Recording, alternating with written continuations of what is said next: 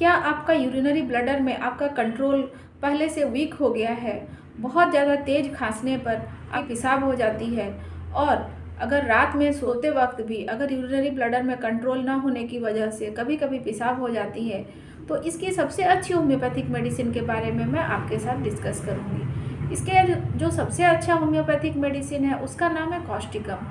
यह कॉस्टिकम को, अगर एजेड पर्सन है, कॉस्टिकम को 200 पोटेंसी में लेने से बहुत अच्छा इफेक्ट करती है। ये 4 बूंद करके अगर दिन में 2 बार दिया जाए तो यह मेडिसिन बहुत अच्छा इफेक्ट करती है। Thank you.